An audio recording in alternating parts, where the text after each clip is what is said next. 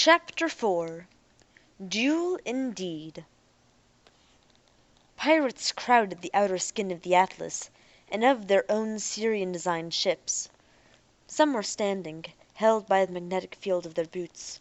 Others had cast themselves loose for better viewing, maintaining their place by means of a short magnetic cable attached to the ship's hull.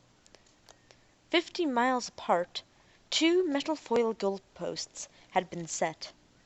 Not more than 3 feet square in the collapsed state aboard ship, they opened into 100 feet either way of thin-beaten beryl magnesium sheets.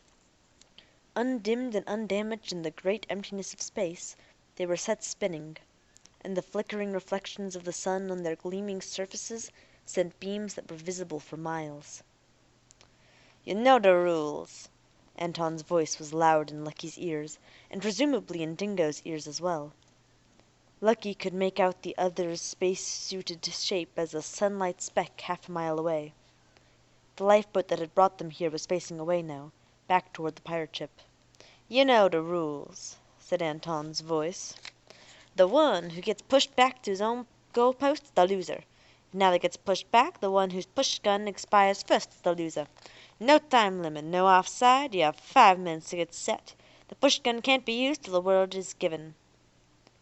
No offside, thought Lucky. That was the giveaway. Push duels as a legal sport could not take place more than 100 miles from an asteroid, at least 50 miles in diameter. This would place a definite, though small, gravitational pull on the players. It would not be enough to affect mobility. It would be enough, however, to rescue a contestant who found himself miles out in space with an expired push gun. Even if not picked up by the rescue boat, he had to remain quiet, and in a matter of hours, or at most 1 or 2 days, he would drift back to the asteroid's surface. Here, on the other hand, there was no sizable asteroid within hundreds of thousands of miles. A real push would continue indefinitely. It would end, as likely as not, in the sun, long after the unlucky contestant had smothered to death when his oxygen gave out. Under such conditions, it was usually understood that, when one contestant or another passed outside certain limits, time was called until their return. Saying, "No offside," was saying, "to the death." Anton's voice came clear and sharp across the miles of space between himself and the radio receiver in Lucky's helmet. He said, "2 minutes to go. Adjust body signals." Lucky brought his hand up and closed the switch set into his chest. The colored metal foil which had earlier been magnet set into his helmet was spinning. It was a miniature goalpost. Dingo's figure, a moment before merely a dim dot, now sprang into flickering ruddy life.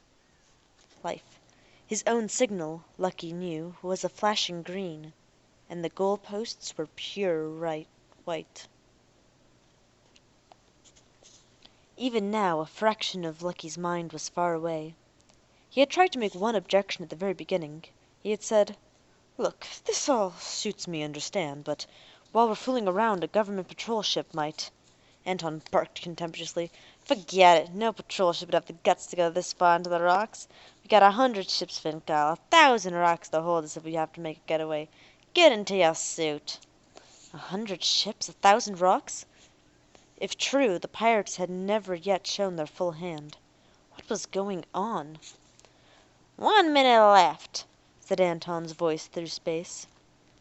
Grimly, Lucky brought up his 2 push guns. They were L-shaped objects connected by springy, gummed fabric tubing to the donut-like gas cylinders, containing carbon dioxide liquid under great pressure, that had been adjusted about his waist. In the old days, the connecting tubing had been metal mesh, but that, though stronger, had also been more massive and had added to the momentum and inertia of the guns.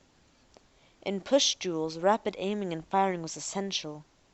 Once a fluorinated silicone had been invented which could remain a flexible gum at space temperatures and yet not become tacky in the direct rays of the sun. The lighter tubing material was universally used. "Fire when ready!" cried Anton. One of Dingo's push guns triggered for an instant. The liquid carbon dioxide of his gas cylinder bubbled into violent gas and spurted out through the push gun's needle-like orifice. The gas froze into a line of tiny crystals within 6 inches of its point of immersion.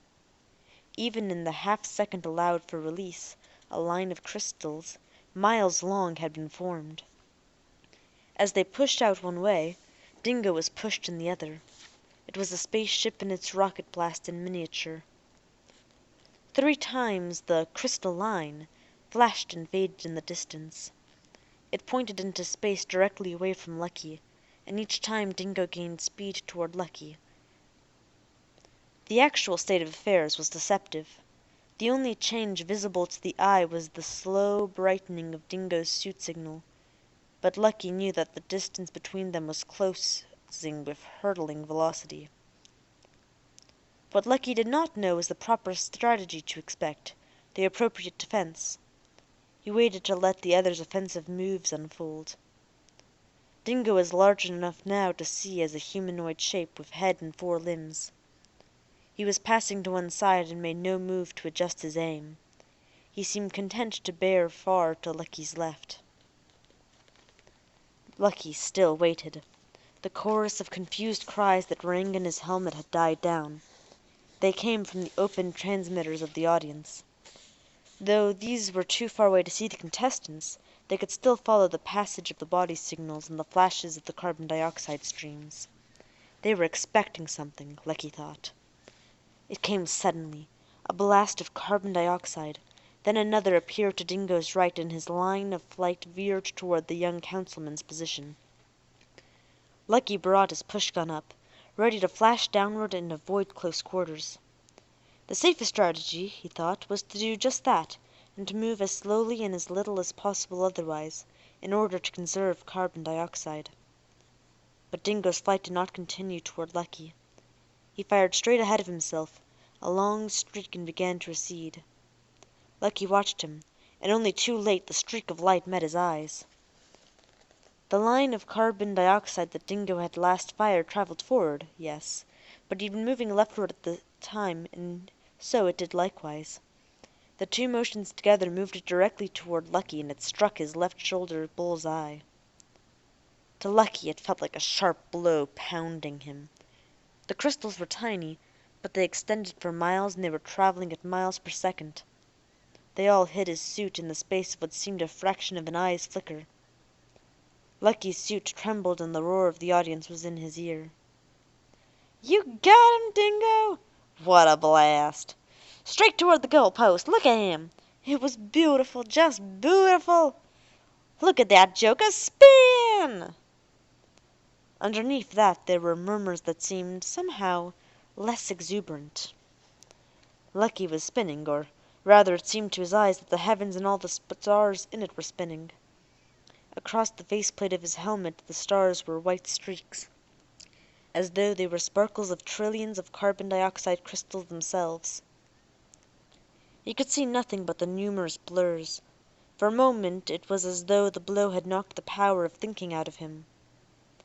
A blow in the midriff and one in the back sent him, still spinning, further on his hurtling way through space.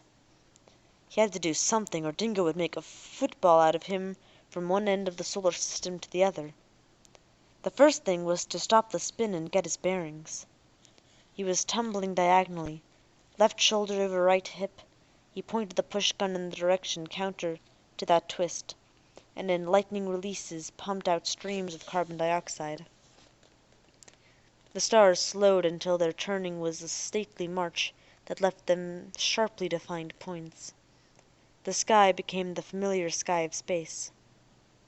One star flickered and was too bright. Lucky knew it to be his own goalpost. Almost diametrically opposed was the red, angry red of Dingo's body signal. Lucky could not fling himself backward beyond the goalpost, or the duel would be over, and he would have lost. Beyond the goalpost and within a mile of it was the standard rule for a goal ending. Nor, on the other hand, could he afford to get closer to his opponent. He brought his push-gun straight up over his head, close contact, and held it so. He counted a full minute before he released contact, and through all the 60 seconds he felt the pressure against the top of his helmet as he accelerated downward. It was a desperate maneuver, for he threw away a half-hour's supply of gas in that 1 minute. Dingo, in outrage, yelled hoarsely, "You flamastered coward! You yellow mugger!" The cries of the audience also rose to a crescendo. "Look at him run! He's got past Dingo! Dingo, get him! Hey, Williams, don't put up a fight!" Lucky saw the crimson blur of his enemy again. He had to keep on the move. There was nothing else he could do. Dingo was an expert and could hit a 1-inch meteorite as it flashed by. He himself, Lucky thought ruefully, would do well to hit Ceres at a mile. He used his push-guns alternately, to the left, to the right, then quickly to the right, to the left, and to the right again. It made no difference. It was as though Dingo could foretell his moves, cut across the corners, move inextricably. Lucky felt the perspiration bending out upon his forehead, and suddenly he was aware of the silence.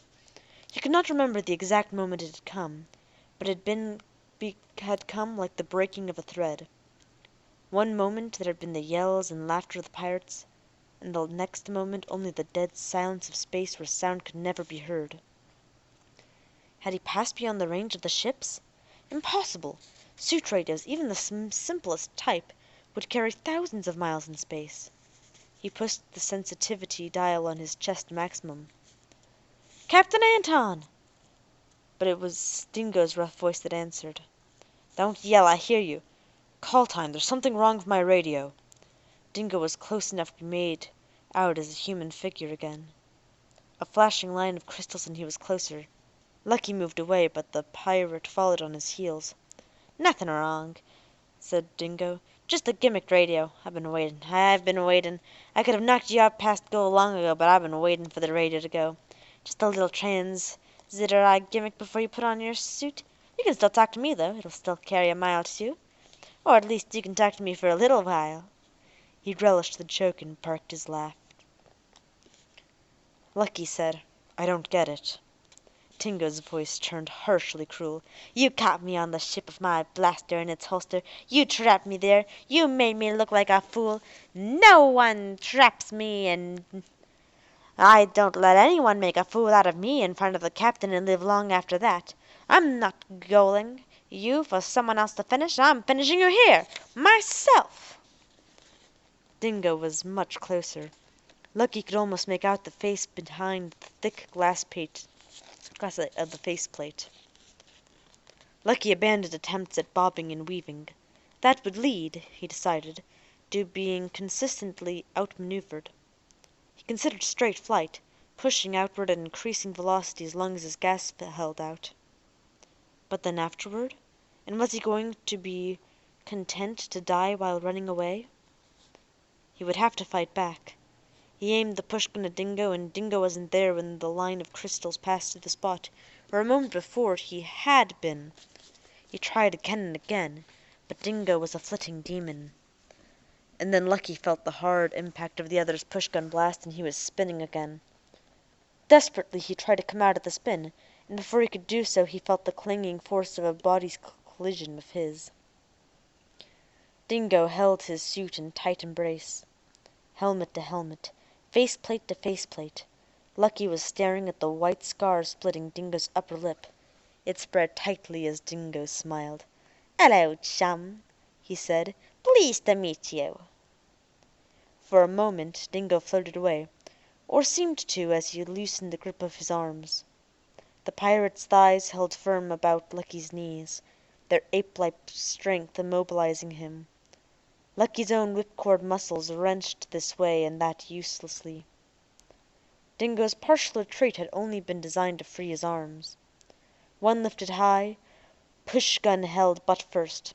It came down directly on the faceplate, and Lucky's head snapped back with the sudden shattering impact. The relentless arm swung up again, while the other curled about Lucky's neck. "Hold your head still," the pirate snarled. "I'm finishing this." Lucky knew that to be the literal truth, unless he acted quickly. The glassite was strong and tough, but it would hold out only so long against the battering of metal. He brought up the heel of his gauntleted hand against Dingo's helmet, straightened his arm, and pushing the pirate's head back. Dingo rocked his head to one side, disengaging Lucky's arm. He brought the butt of his push-gun down a second time.